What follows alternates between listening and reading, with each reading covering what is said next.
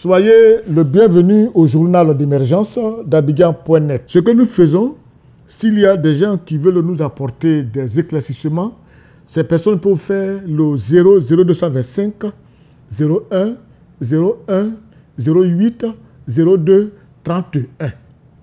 Aujourd'hui, je vais parler un peu du SARA, Salon international, l'agriculture et puis des ressources animales. Je ne sais pas, nous sommes à quelle édition, mais ça fait qu'il y a assez d'éditions qui ont été faites. Mais qu'est-ce que nous tirons du SARA? Quels sont les avantages du SARA?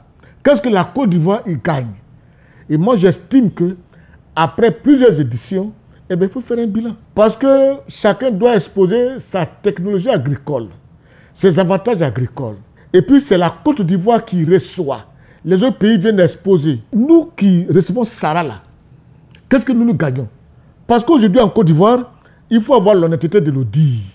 Les agriculteurs, les planteurs ont d'énormes problèmes à cause de certaines calamités. Dans le nord, la noix de cajou a été mal vendue.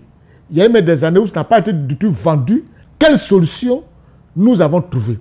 Est-ce que nous n'avons pas réfléchi à anticiper à ces calamités-là pour les éviter? On n'a pas pu les éviter. Quand tu vas aujourd'hui, même dans le sud, au niveau du café, du cacao, même de l'Évia, il y a toujours des problèmes. On est confronté à des insectes, à des calamités qui détruisent la production des planteurs. Quelle solution nous apportons? Houphouët-Boigny disait, l'avenir de ce pays repose sur l'agriculture.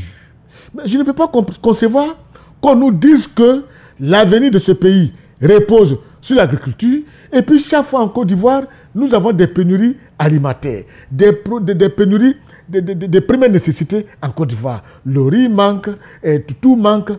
Aujourd'hui, le Niger refuse maintenant de nous livrer son bétail. Qu'est-ce que le département chargé de l'agriculture et des ressources animales, qu'est-ce qu'ils ont fait pour anticiper cela? Quand tu prends le cas du ministère de l'Enseignement supérieur et de la recherche scientifique dirigé par le ministre Diawara. Mais il a mis en place une équipe de chercheurs qui est composée des professeurs d'université qui ont même trouvé des solutions aux problèmes de l'agriculture.